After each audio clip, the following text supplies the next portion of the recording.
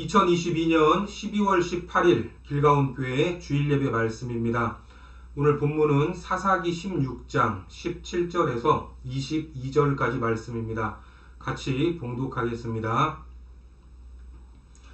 삼손이 진심을 드러내어 그에게 이르되 내 머리 위에는 삭도를 대지 아니하였나니 이는 내가 모태에서부터 하나님의 나실인이 되었음이라. 만일 내 머리가 밀리면 내 힘이 내게서 떠나고 나는 약해져서 다른 사람과 같으리라 하니라. 들릴라가 삼손이 진심을 다 알려주므로 사람을 보내어 블레셋 사람들의 방백들을 불러 이르되 삼손이 내게 진심을 알려주었으니 이제 한 번만 올라오라 하니 블레셋 방백들이 손에 은을 가지고 그 여인에게로 올라오니라. 들릴라가 삼손에게 자기 무릎을 베고 자게 하고 사람을 불러 그의 머리털 7가닥을 밀고 괴롭게 하여 본즉 그의 힘이 없어졌더라. 들릴라가 이르되 삼손이여 블레셋 사람이 당신에게 들이닥쳤느니라 하니 삼손이 잠을 깨며 이르기를 내가 전과 같이 나가서 몸을 떨치리라 하였으나 여호와께서 이미 자기를 떠나신 줄을 깨닫지 못하였더라. 블레셋 사람들이 그를 붙잡아 그의 눈을 빼고 끌고 가사에 내려가 놋줄로 매고 그에게 옥에서 맷돌을 돌리게 하였더라. 그의 머리털이 밀린 후에 다시 자라기 시작하니라. 오늘은 힘이 아닌 하나님을 잃은 삼손이라는 제목으로 하나님 말씀 전하겠습니다. 사사 삼손, 우리가 상상 못할 엄청난 힘과 능력을 받았지만 그 힘과 능력을 어디에 써야 할지 몰라서 방황하는 삶의 이야기가 계속되고 있습니다. 특히 삼손의 에피소드에서 빠지지 않고 등장했던 것이 여자죠. 딥나의 여인, 가사의 기생, 그리고 소렉 골짜기의 들릴라입니다. 처음 두 여자는 스쳐 지나갔지만 들릴라는 그 이름이 공개되었듯이 앞서 나왔던 여인들과 달랐습니다. 삼손이 들릴라를 사랑하자 블레셋 사람들이 돈으로 매수해서 삼손의 힘, 블레셋이 도무지 감당할 수 없는 힘의 근원이 무엇인지 알아내라 이렇게 말했기 때문입니다. 삼손은 들릴라를 사랑했지만 들릴라는 삼손보다는 돈이 우선이었습니다. 블레셋의 5 방백들, 성의 군주들이 찾아와서 힘의 근원, 그 비밀만 밝혀내면 5명의 군주들이 각각 은 1100개씩 해서 총 5500개의 은을 주겠다라고 제안을 했죠. 사사기 16장 5절을 보겠습니다. 블레셋 사람들의 방백들이 그 여인에게로 올라가서 그에게 이르되 삼손을 깨어서 무엇으로 말미암아 그 큰 힘이 생기는지 그리고 우리가 어떻게 하면 능히 그를 결박하여 굴복하게 할 수 있을는지 알아보라. 그리하면 우리가 각각 은 1100개씩을 내게 주리라 하니. 말이 은 5500개지 오늘날 우리 돈으로 대략 계산을 해도 165억이나 되는 큰 돈입니다. 들릴라는 그 돈에 눈이 돌아가서 어떻게든 삼손이 가진 힘의 비밀을 알아내려 노력했던 겁니다. 하지만 삼손은 아무런 생각이 없는 것처럼 처음에는 장난인 줄 알았는지 엉뚱한 대답만 늘어놓고 있었습니다. 들릴라는 삼손의 그 말을 고지 들었죠. 그리고 새 활줄로 묶어보기도 하고 새 밧줄로 묶어보기도 했지만 블레셋 사람이 왔다는 말만 들으면 자다가 벌떡 일어나 묶인 줄들을 끊어버렸습니다. 이렇게 계속해서 자기를 결박하는 여인이라면 얼른 그 여인의 품에서 떠나야 되는데, 벗어나야 되는데 삼손은 들릴라와 함께 있으면서 들들 볶였습니다. 사사기 16장 15절입니다. 들릴라가 삼손에게 이르되 당신의 마음이 내게 있지 아니하면서 당신이 어찌 나를 사랑한다 하느냐. 당신이 이로써 3번이나 나를 희롱하고 당신의 큰 힘이 무엇으로 말미암아 생기는지를 내게 말하지 아니하였도다 하며. 자기를 사랑한다는 말이 거짓말이라면서 이렇게 징징대면 어떤 남자가 견딜 수 있겠습니까? 삼손도 견딜 수 없었습니다. 사사기 16장 16절에 날마다 그 말로 그를 재촉하여 조름해 삼손의 마음이 번뇌하여 죽을 지경이라. 이거는 힘센 삼손도 어찌할 수가 없었던 겁니다. 번뇌하여 죽을 지경이라. 우리가 알듯이 삼손이라는 이름의 뜻이 무엇입니까? 작은 태양입니다. 그리고 들릴라는 그 이름을 분해하면 밤의 여인이라는 뜻입니다. 기억이 나시죠? 우리가 아는 상식으로 보면 빛과 어둠이 만났을 때 무엇이 이깁니까? 빛이 이깁니다. 아무리 칠흑같이 어두운 밤이라도 작은 촛불 하나만 있으면 주위가 밝아지듯이 아무리 작은 빛이라도 그것을 이길 수 있는 어둠은 없다는 말입니다. 그런데 지금 삼손의 모습을 보면 태양이 어둠 속에서 빛을 발하기는커녕 빛을 잃어가고 있는 것 같지 않습니까? 누가 그런 삶을 강요하지도 않았는데 스스로 그러고 있습니다. 참으로 안타까운 일입니다. 자기가 힘이 없습니까? 머리가 없습니까? 지금 삼손의 모습을 보면 바보 같아 보이지만 앞서 딥나에서 자기 아내가 다른 사람과 결혼했다는 말을 듣고 블레셋에게 어떻게 했습니까?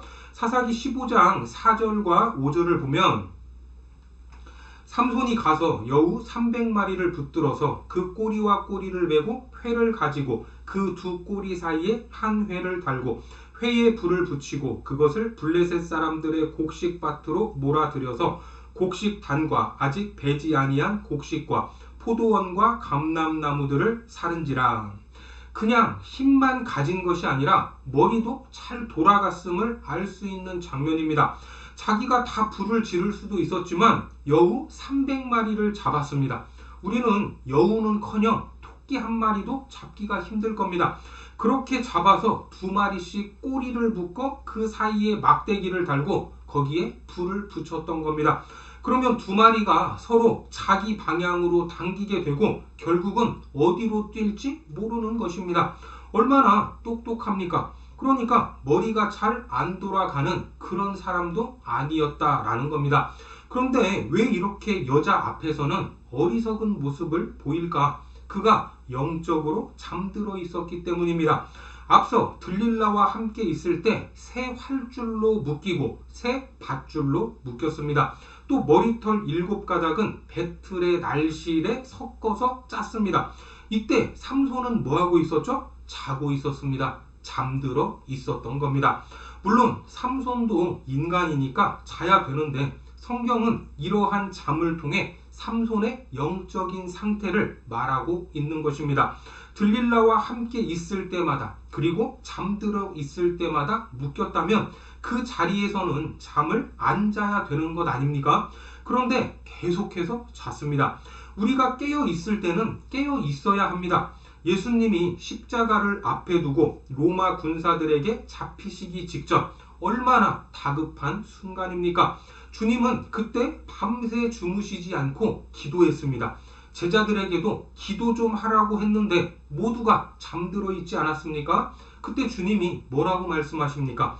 마태복음 26장 40절 말씀에 보면 제자들에게 오사 그 자는 것을 보시고 베드로에게 말씀하시되 너희가 나와 함께 1시간도 이렇게 깨어 있을 수 없더냐. 삼손도 계속되는 묶임 속에서 깨어 있어야 할 순간이었는데 여전히 잠들어 있었던 것입니다. 그리고 힘의 근원을 알려달라는 들릴라에게 자신의 진심을 말하게 되죠. 본문 17절입니다. 삼손이 진심을 드러내어 그에게 이르되 내 머리 위에는 삭도를 대지 아니하였나니 이는 내가 모태에서부터 하나님의 나실인이 되었음이라. 만일 내 머리가 밀리면 내 힘이 내게서 떠나고 나는 약해져서 다른 사람과 같으리라 하니라. 여러분 지금 17절 말씀을 곰곰이 살펴보시기 바랍니다. 이것이 삼손의 진심 맞습니까? 그렇죠. 맞습니다. 자기가 나실인이기 때문에 자기 머리에 삭도를 대지 않았다고 합니다. 거짓말이 아니죠. 그런데 자기 머리가 밀리면 힘이 없어져서 약해지고 일반인들과 같을 것이라는 말, 이 말도 진심일까요? 이것은 삼손의 생각입니다. 삼손은 자기가 나실인이기 때문에 그렇게 될 것이라고 생각하면서 진짜로 믿고 진심이다라고 했는지 모르지만 이 말이 진심일지는 몰라도 진실이 될 수는 없습니다. 계속해서 18절 말씀을 보겠습니다. 들릴라가 삼손이 진심을 다 알려주므로 사람을 보내어 블레셋 사람들의 방백들을 불러 이르되 삼손이 내게 진심을 알려주었으니 이제 한 번만 올라오라 하니 블레셋 방백들이 손에 은을 가지고 그 여인에게로 올라오니라. 앞서 삼손을 결박했을 때 블레셋 사람들이 들릴라의 집에 매복해 있었는데 몇 번 속고 나니까 포기하고 전부 돌아가 버렸던 겁니다. 그런데 마지막이라 생각하고 삼손이 진심이라고 했으니까 한 번만 더 믿어보자고 하며 돈을 가지고 올라오라고 했던 겁니다. 계속해서 19절입니다. 들릴라가 삼손에게 자기 무릎을 베고 자게 하고 사람을 불러 그의 머리털 7가닥을 밀고 괴롭게 하여 본즉 그의 힘이 없어졌더라. 어떻습니까? 삼손은 또 들릴라의 무릎 위에서 잠을 잤습니다. 그리고 들릴라는 자고 있는 삼손의 머리를 밀었습니다. 그런데 진심 어린 삼손의 말대로 힘이 빠졌던 겁니다. 삼손의 진심이 진실인 것처럼 보이죠? 그렇죠. 여러분, 그런데 이것이 진실일까? 진짜 머리털이 다 밀려서 힘이 빠진 것일까? 나실인으로서 머리에 삭도를 대지 말라라는 규정은 나실인의 3가지 규정 중 하나였습니다. 사사기 13장 4절과 5절을 보겠습니다. 그러므로 너는 삼가 포도주와 독주를 마시지 말며 어떤 부정한 것도 먹지 말지니라. 보라, 내가 임신하여 아들을 낳으리니 그의 머리 위에 삭도를 대지 말라. 이 아이는 태에서 나옴으로부터 하나님께 바쳐진 나실인이 됨이라. 그가 블레셋 사람의 손에서 이스라엘을 구원하기 시작하리라 하시니. 먼저는 포도주와 독주를 마시지 말라고 했는데 삼손이 안 마셨습니까? 앞서 딥나의 여인과 결혼을 할 때 블레셋의 전통을 따라 결혼식을 진행했던 적이 있습니다. 거기에 술이 빠질 리가 없습니다. 그리고 들릴라의 무릎 위에서 계속해서 잠이 들었을 때도 역시 술을 먹고 잤을 것이라는 생각, 이것은 저만 가지는 생각이 아닐 겁니다. 또 부정한 것을 만지지 말라라고 했는데 죽은 사자의 시체를 만졌고 죽은 지 얼마 되지 않는 당나귀의 턱뼈를 손에 잡고 휘둘렀던 적이 있습니다. 그리고 새 활줄, 역시 죽은 지 얼마 되지 않은 짐승의 힘줄로 묶인 적도 있습니다. 이미 나실인으로서 해서는 안 될 일 2가지를 마음대로 행했던 삼손입니다. 그런데 머리에 삭도를 대서 힘이 빠졌다? 3가지 규례 모두를 어겼기 때문에 힘이 빠진 것일까요? 계속해서 20절 말씀을 보겠습니다. 들릴라가 이르되 삼손이여 블레셋 사람이 당신에게 들이닥쳤느니라 하니 삼손이 잠을 깨며 이르기를 내가 전과 같이 나가서 몸을 떨치리라 하였으나 여호와께서 이미 자기를 떠나신 줄을 깨닫지 못하였더라. 여기에서 뭐라고 말씀합니까? 여호와께서 이미 떠나셨다라고 말합니다. 나실인 규례에 대해서 설명할 때 언급한 내용이지만 이 머리는 하나님과의 관계, 머리 대신 하나님의 권위를 상징하는 것입니다. 어쩌면 머리에 삭도를 대지 않았던 것은 그나마 삼손이 자기가 하나님께 구별된 나실인이다라는 것을 증명하는 최후의 보루였고 하나님의 권위였던 것입니다. 그런데 나실인으로서 하나님과의 마지막 관계마저도 내팽개쳐 버렸기 때문에 여호와의 신이 그를 떠났던 것입니다. 하나님이 부르셨고 하나님이 힘을 주셨는데 삼손이 진심으로 말한 대상은 하나님이 아닌 들릴라였습니다. 들릴라 때문에 하나님과의 관계를 버렸던 겁니다. 어떻습니까? 우리가 그리스도인으로서 살아갈 때 어떤 상황에서도 하나님을 놓쳐서는 안 될 이유입니다. 내가 누구와 하나가 될 것인가? 누구에게 내 진심을 둘 것인가? 우리가 부름받고 소명받은 그리스도인으로서 그리스도인답게 살아가야 합니다. 하나님을 놓치면 부름받은 이유를 모르게 되고 뭘 해야 할지 자기 소명을 모른 채 살아갈 수밖에 없습니다. 그런 시대가 바로 사사시대였던 겁니다. 사사기가 어떻게 시작됐죠? 사사기 1장 1절에 보시면 여호수아가 죽은 후에 이스라엘 자손이 여호와께 여쭈어 이르되 우리 가운데 누가 먼저 올라가서 가나안 족속과 싸우리까? 여러분, 사실 이것을 몰라서 묻습니까? 여호수아서에서 각 지파별로 이미 땅을 분배했습니다. 분배받았으면 가서 정복을 해야 하는데 머뭇거렸던 겁니다. 여호수아서에서도 이러한 기미가 보였습니다. 여호수아 18장 3절에 보니까 여호수아가 이스라엘 자손에게 이르되 너희가 너희 조상의 하나님 여호와께서 너희에게 주신 땅을 점령하러 가기를 어느 때까지 지체하겠느냐. 그러면 각 지파가 자기 땅을 정복해야 하는데 싸우지 않았던 겁니다. 누가 가서 가나안 족속과 싸워야 합니까? 물론 모르면 물어볼 수 있지만 이스라엘은 계속 몰랐습니다. 뭘 해야 할지 몰랐던 겁니다. 왜요? 영적으로 어두웠기 때문입니다. 삼손도 태어나기 전부터 하나님은 무엇을 해야 할지 그 사명을 아주 명확하게 주셨습니다. 사사기 13장 5절에 보면 보라, 내가 임신하여 아들을 낳으리니 그의 머리 위에 삭도를 대지 말라. 이 아이는 태에서 나옴으로부터 하나님께 바쳐진 나실인이 됨이라. 그가 블레셋 사람의 손에서 이스라엘을 구원하기 시작하리라 하시니, 블레셋을 물리치는 것이 목적이 아니라 이스라엘을 구원하려는 목적이 있으셨습니다. 이것이 삼손의 사명인 겁니다. 하지만 삼손 역시 사사기를 관통하던 이 시대에 살았던 사람이죠. 사사기를 관통하는 말씀이 무엇입니까? 자기 소견에 옳은 대로 행하던 시대에 그런 사람처럼 자기 눈에 좋아 보이는 것만 따라 정욕대로 행하던 한 사람이었답니다. 그래서 힘이 빠진 삼손, 그가 어떻게 됩니까? 본문 21절을 보시면 블레셋 사람들이 그를 붙잡아 그의 눈을 빼고 끌고 가사에 내려가 놋줄로 매고 그에게 옥에서 맷돌을 돌리게 하였더라. 사실 블레셋 사람은 삼손을 바로 죽여야 되는 것 아닙니까? 영화에서도 보면 주인공을 죽일 수 있는 상황인데 괜히 이 말하고 저 말하고 더 고통을 주겠다고 하면서 시간을 끌다가 다시 주인공에게 당하는 경우가 많죠. 그런데 아이러니하게도 여기에서 삼손을 죽이지 않고 눈만 빼버렸습니다. 이것은 적장에게 줄 수 있는 최고의 수치로 유다왕 시드기야가 바벨론에게 이러한 치욕을 당했던 적이 있습니다. 예레미야 39장 7절입니다.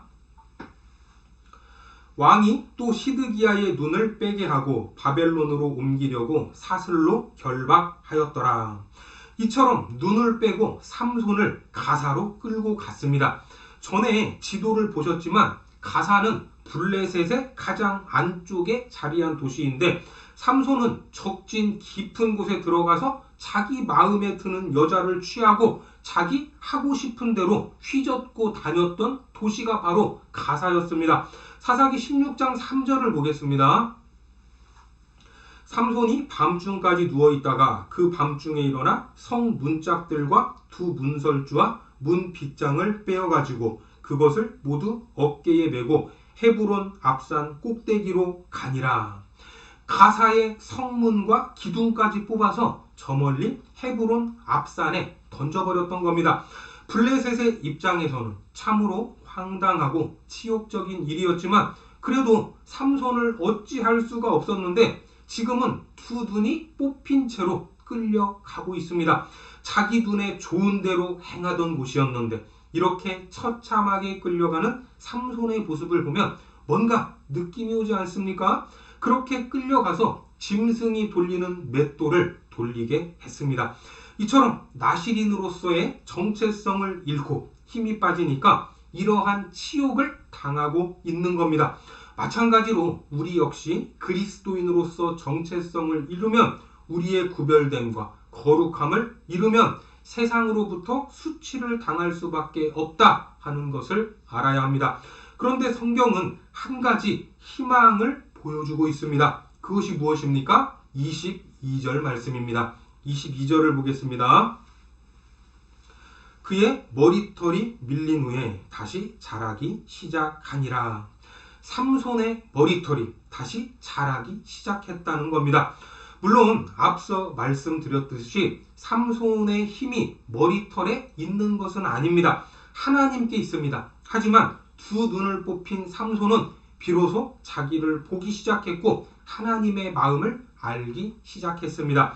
여기서 끝나면 소망이 없지만 그의 머리털이 다시 자랐다는 것, 자기가 원하든 원하지 않든 하나님이 삼손을 기억하셨고 그에게 기회가 올 수도 있다는 것을 암시해주고 있는 말씀입니다.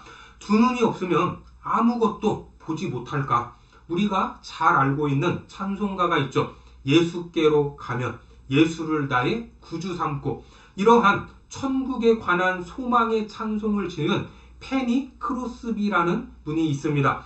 자, 이분이 생후 6개월 의사의 실수로 시력을 잃었습니다. 하지만 보지 못하는 것을 주님의 축복으로 여겼고 은혜로 여기면서 이러한 말을 남겼습니다. 만약 내가 앞을 보는 사람이라면 지금 내가 보는 것은 보지 못했을 것이다. 어떻습니까? 그녀가 보고 있던 또 다른 세계가 있었던 것입니다. 오늘 삼손이 왜 무너졌습니까? 힘이 없어서 무너졌습니까? 어떤 분들은 여자 때문이다 라고 말합니다. 유혹 때문에 넘어졌다는 겁니다. 겉으로 보면 맞는 것 같지만 이미 삼손의 마음이 하나님을 떠났기 때문에 그렇게 살았던 것입니다. 자기 소명과 자기 이 사명에 대한 확고한 정체성이 없었기 때문에 하나님이 주신 힘으로 그런 짓을 하고 다녔던 겁니다. 우리 역시 그리스도인으로서 넘어지는 이유는 힘이 없어서가 아닙니다. 세상적인 유혹이 강해서도 아닙니다. 우리 마음이 하나님을 떠나면 언제든지 넘어질 수 있다는 겁니다. 힘이 있어도 유혹이 없어도 스스로 엉뚱한 방향을 향해 갈 수 있다는 것입니다. 삼손은 자기 마음대로 사는 삶이 당연한 줄 알았지만 당연한 것이 아니었습니다. 두 눈이 뽑힐 줄 누가 알았습니까? 그러니 매 순간이 은혜다라는 것을 알아야 합니다. 내가 누리고 있는 것들이 당연한 것이 아니라 하나님 앞에 감사의 제목이 되고 그 앞에서 겸손하게 사용되어야 할 것임을 믿으시기 바랍니다. 그래서 우리는 내가 가진 힘, 어떤 것을 잃을 염려를 할 것이 아니라 하나님과의 관계, 하나님을 잃지 않도록 더욱더 깨어 있어야 한다는 것입니다. 하나님만이 우리 삶의 힘이요 능력이 되시기 때문입니다. 시편 27편 1절에 보면 여호와는 나의 빛이요 나의 구원이시니 내가 누구를 두려워하리요. 여호와는 내 생명의 능력이시니 내가 누구를 무서워하리요. 그렇습니다. 이 시편의 고백처럼 그분이 빛이 되셔서 어두운 우리 눈을 열어주시고 우리 힘과 생명의 능력이심을 믿으시기 바랍니다. 그리고 무엇보다 하나님 없이 살 수 없다라는 고백을 드리며 삶에서 하나님을 떠나지 않고 하나님을 잃지 않는 복된 길로 가시기를 주님의 이름으로 축원합니다. 기도하겠습니다. 하나님, 우리가 왜 그리스도인의 정체성을 지키지 못합니까? 힘이 없어서가 아니라 하나님을 향한 믿음과 하나님의 주권을 인정하지 못할 때가 있었음을 용서하여 주옵소서. 비록 우리가 가진 것들을 잃더라도 하나님만은 잃지 않기를 원하오니 어두운 우리의 눈을 열어주시고 우리의 생명의 능력이 되어주셔서 두려움 없이 그리스도인의 정체성을 이 땅 가운데 드러내도록 축복하여 주옵소서. 예수님의 이름으로 기도드립니다. 아멘.